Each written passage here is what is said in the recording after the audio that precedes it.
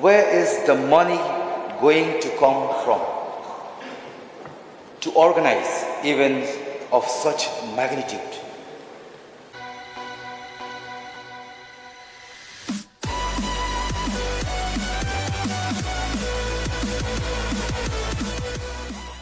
For allowing me to move this 0 hour.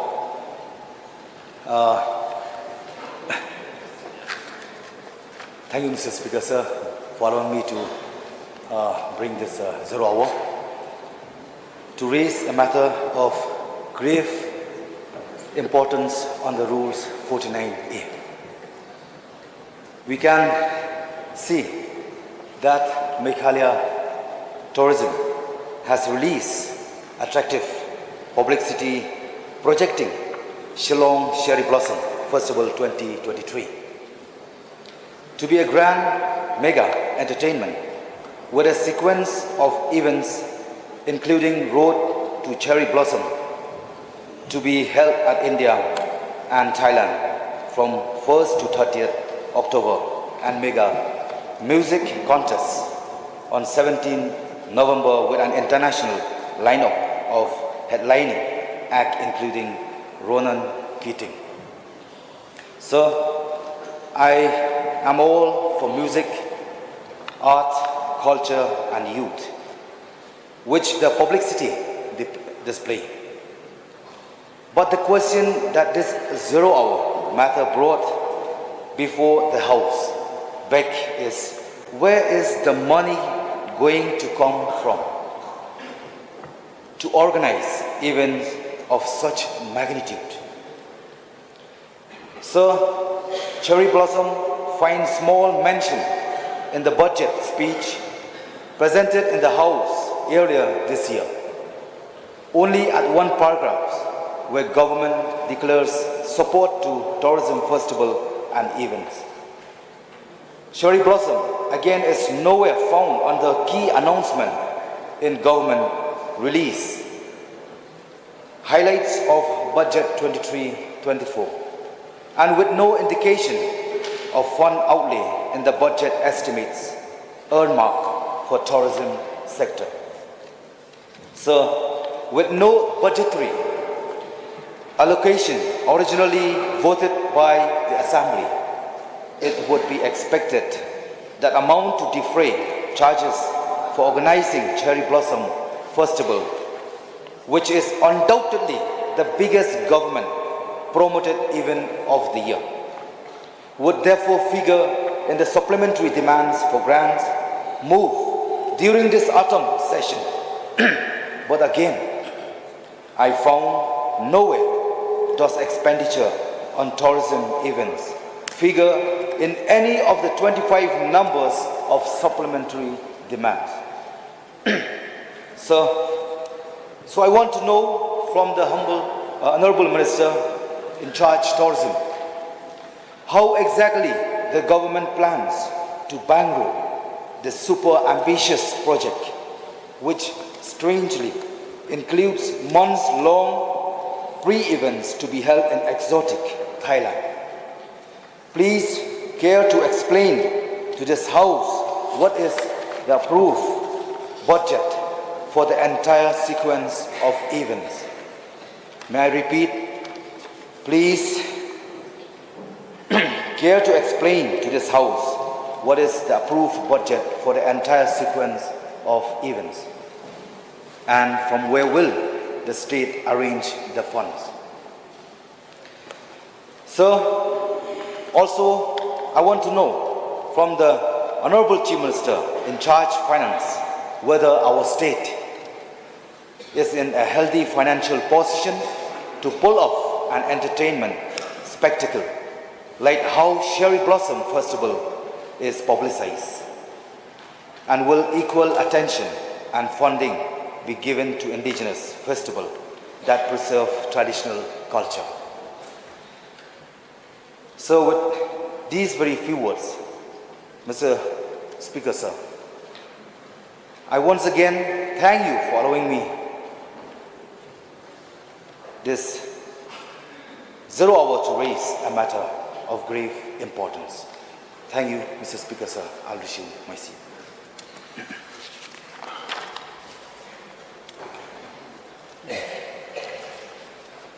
Mr. Reply.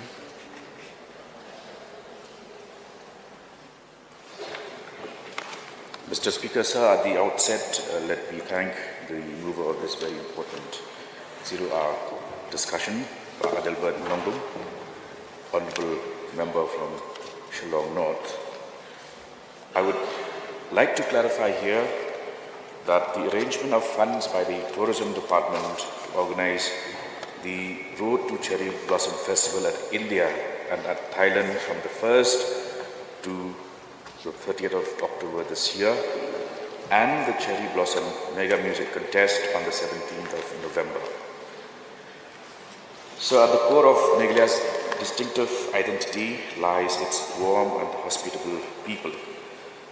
The people of Meghalaya are renowned for their deep-seated passion for music and their unique cultural heritage. This fervor for music permeates every facet of life in the state and is celebrated with unparalleled enthusiasm throughout the year. With its picturesque landscapes, rich cultural heritage, and the resounding rhythms of its music, Meghalaya rightfully earns its title as the rock capital of India, or rather the music capital of India. Festivals serve as a potent branding tool for Meghalaya, positioning the state as a welcoming tourist destination and sparking positive conversations on a global scale. The Cherry Blossom Festival in particular has gained national and international recognition, symbolizing the state's charm. So the organization of these festivals serves multiple crucial purposes. Firstly, they provide a platform to local artists and musicians to showcase their talents alongside renowned national and international artists, nurturing local creativity and fostering cultural exchange. Secondly, they cater to the demands of tourists by offering unique and unforgettable cultural experiences, significantly boosting tourism in the state. Thirdly, they serve as powerful instruments for state branding, elevating Meghalaya's global profile as a cultural and artistic hub. Sir, it is in recent years, festivals and events have become integral elements of state tourism strategies across the country.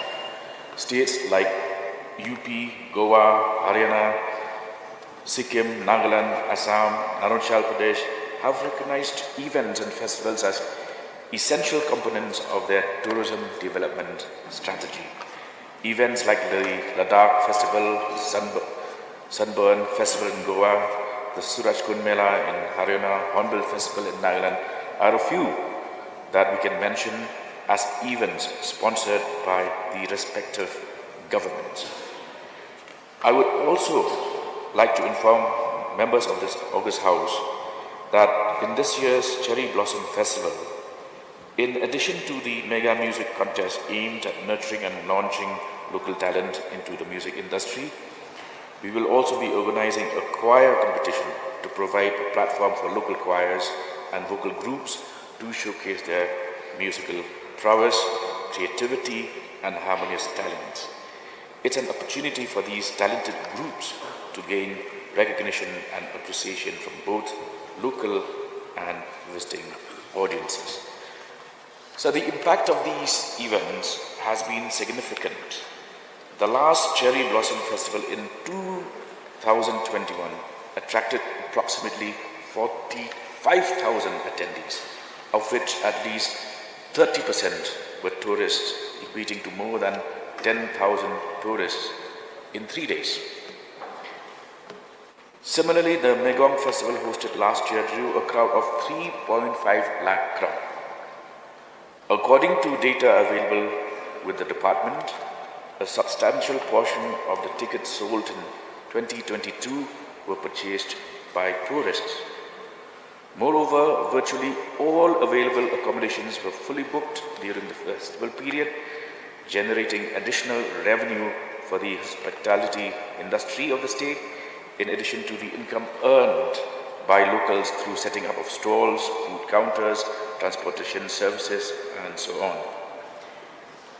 I'd also like to make a mention that these festivals are not entirely funded by the government of Meghalaya, but are financed through a combination of funds secured through ticket sales and corporate sponsorships. To provide context, last year we secured funds through ticket sales amounting to 1.25 crores before the festival, ticket sales alone. Additionally, we received corporate sponsorships of 1 crore. This year, we anticipate securing funds through ticket sales of up to 2 crores, depending on the lineup of performers. And the curtain raiser, which the member had made a mention of, both nationally and internationally, are aimed at increasing the ticket sales and to attract high-value tourists. Mr. Speaker, sir, the honourable member had wondered as to what was the source of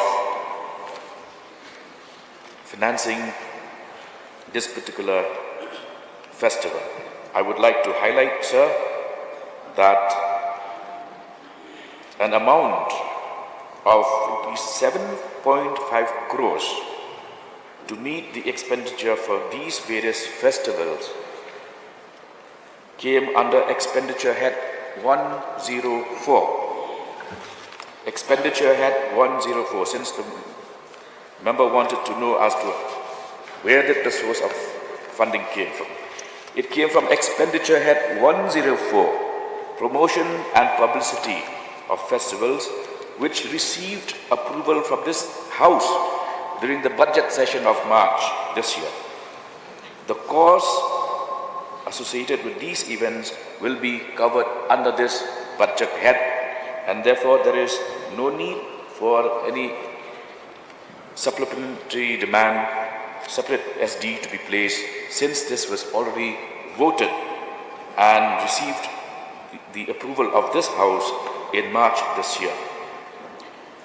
Sir, the amount sanctioned for the Cherry Blossom Festival 2023 is 1.99 crore. The expected expenditure is 8.49 crores.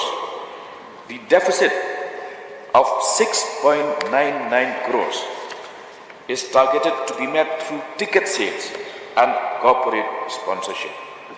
I would repeat that the amount sanctioned for this Cherry Blossom Festival 2023 is rupees 1.99 crore, whereas the expected expenditure is 8.49 crores.